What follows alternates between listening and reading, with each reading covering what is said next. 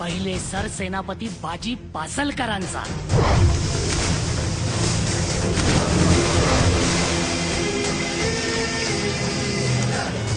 त्याच्या नजरेत कायम इमान असेल स्वराज्यनिष्ठ कान्होजी चेध्यांचं.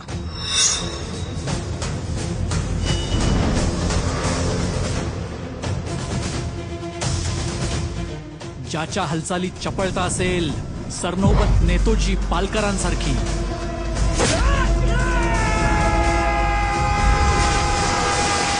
त्याची निर्णय तत्परता मात्र असावी बुलंद प्रतापरावांसारखी. त्याची तळपती तलवार वारसा मात्र जपेल सुभेदार तानाजी मालुसर यांचा.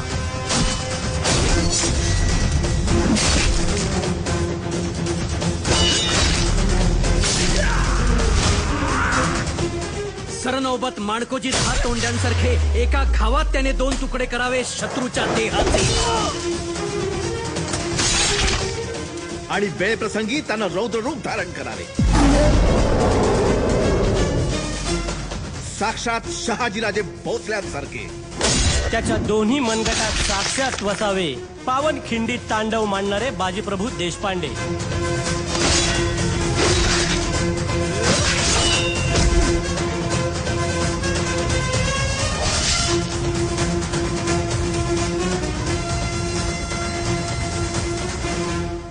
हौसाजी मोहिते कुठे आहेत?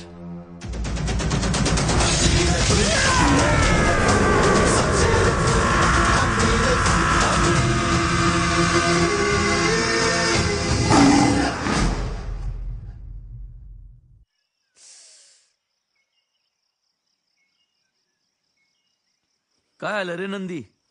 आ अरे युद्धात झालेल्या जखमेत कधी एक ना दागिना नाही, फक्त तो दागिना असा छातीव पाहिजे, कुठंतरी पाठीव नाही. पाठीव फक्त महाराजांनी शाबासी द्यायची आणि त्या शाबासीच्या बदल्यात आपण अख्खी मुघल सल्तनत छातीव घ्यायची. कुठल्या बी मराठ्याची जिंदगी बस इतकीच अशी छातीपाठीच्या मधी.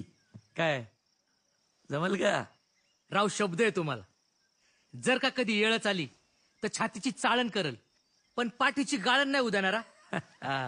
बघू हेर खात्यातल्या माणसाला जमतंय का? का नाही जमणार? जमतंय की. बरं झालं कौतुक. बैरजीचा निरोप घेऊन काय आलाय सांगते आधी. रायगडावरनं महाराज इकडेच यायला निघालेत, कुठल्या बी वक्ताला पोचतील. थांब जरा. काय आलं? पोचतील नाही, राज पोचलं. काय? हा राजांच्याच घोड्याच्या टापाचा आवाज आहे. हौसाजी मालोजी बाबा आवरा. कानालाच ती काढत रे तुझे. हा तर मग काय.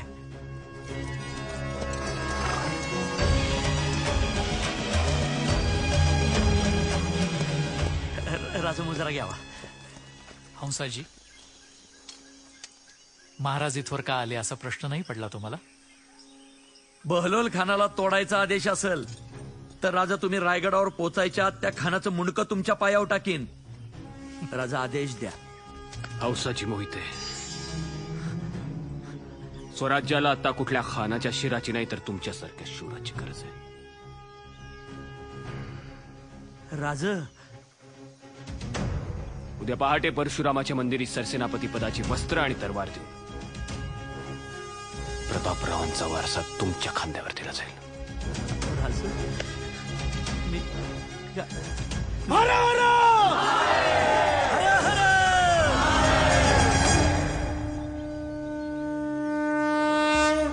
हौसाजी मोहिते, हिरण्यगर्भ जोवर केशरी तुमचं आमचं जीवित कार्य तोवरच.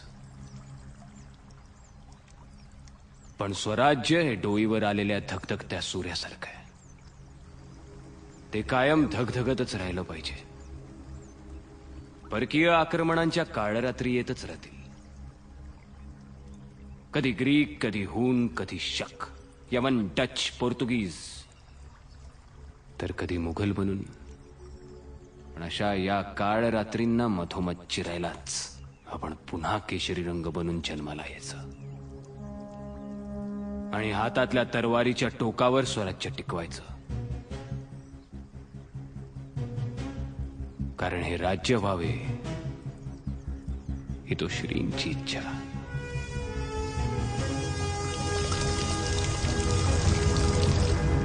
ओम ध्येयः सदा सवितृमण्डल मध्यवर्ती नारायणः सिंहासन सन्निविष्टः केयुर्वान् मकरकुण्डलवान् किरीटी धारी हिरण्मय वपुर्धृत शङ्खचक्रः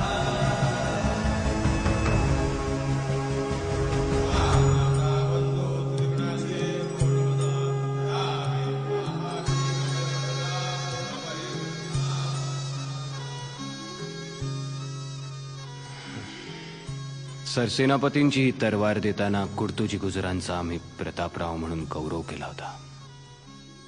आजपासून हौसाची मोहिते या खंबीर स्वराज्याचे हंबीरराव म्हणून ओळखले जातील.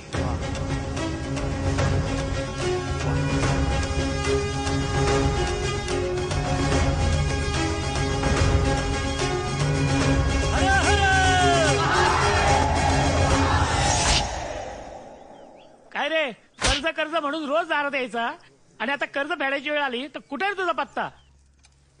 अनाजीपंत काय होय? धर्म म्हणून नाही तर निदान कला म्हणून पाहायला पाहिजे या देवळांकडे. ज्यांना कलेतलं सौंदर्य कळत नाही ते काय आपला धर्म जपणार? इतकी प्राचीन सुंदर कलाकृती फोडताना लाज कशी नाही वाटली त्या हातांना? अमरनाथ पासून खाली रामेश्वर पर्यंत ते हात देवदेवता फोडतच चाललेत. 5000 वर्षांपूर्वीची संस्कृती अशी तोडफोड करून संपवता येत नाही म्हणावं. सरसेनापती जी राज, ज्या ज्या वेळी ते तोडफोड करणारे हात समोर येतील त्यावेळी ते खांद्यातून उकडायची जबाबदारी माझी. राजा शब्द आहे तुम्हाला. राजा, तो सावकार एका शेतकऱ्याला मारतोय.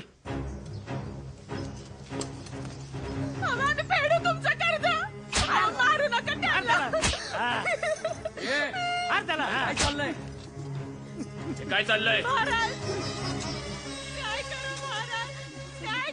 महाराज, यांनी शेतीसाठी कर्ज घेतलं होतं. आज 2 वर्ष पूर्ण झाली, ना मुद्दल ना व्याज. अरे पीक पाणी झालं की देईल तुझे पैसे परत तो. मारहाण काय चालवलीस? अहो मोरोपंत, यांनी शेती केलीच नाही तर पीक पाणी कुठून येणार? म्हणजे न्याय निवाडा कसला करताय मोरोपंत? शेतकऱ्याला मारणारे हात कापा त्याचे. महाराज, जर तुमची परवानगी असेल तर थोडं माझ्या पद्धतीने बघू का? शेतकऱ्यांचं हित जपणारी कुठलीही पद्धत योग्यच. बोला तुम्ही.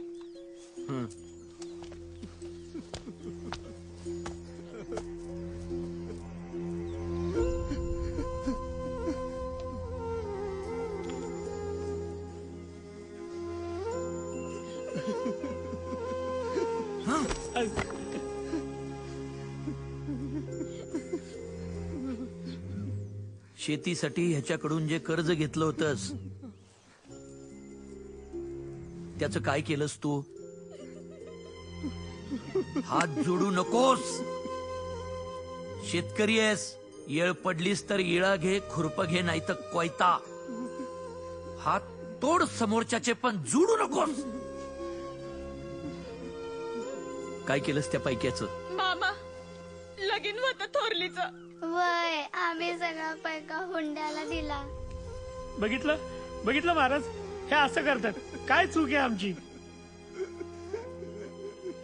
सुधारणार नाही तुम्ही. महाराज, हा प्रश्न या एका शेतकऱ्याचा नसून अख्ख्या स्वराज्याचा आहे. या सावकाराला शिक्षा करून तात्पुरता नाही तर समध्या स्वराज्याचा विचार करून काहीतरी कायमस्वरूपी तोडगा काढला पाहिजे. तोडगा थोडा जालिम असला तरी चालेल. लवकरात लवकर काढा आणि या सावकाराला ताब्यात घ्या. महाराज, जी राज. मोरोपंत, या न्याय निवाड्यासाठी आजच दरबार लावा ताबडतोब. शेतकरी आहेस, राजा आहेस, राजासारखा वाघ बाबा. आणि इथेच जन्म झाला शेतकऱ्यांच्या हिताच्या ऐन जिन्नसी कर्ज पद्धतीचा. ऐन जिन्नस म्हणजे शेतकऱ्याला कर्ज म्हणून नगद द्रव्य द्यायचं नाही, कारण तो ते कर्ज वैयक्तिक स्वार्थासाठी खर्च करतो. त्यासाठीच त्याला कर्ज म्हणून शेतीसाठी लागणारं जिन्नस द्यायचं.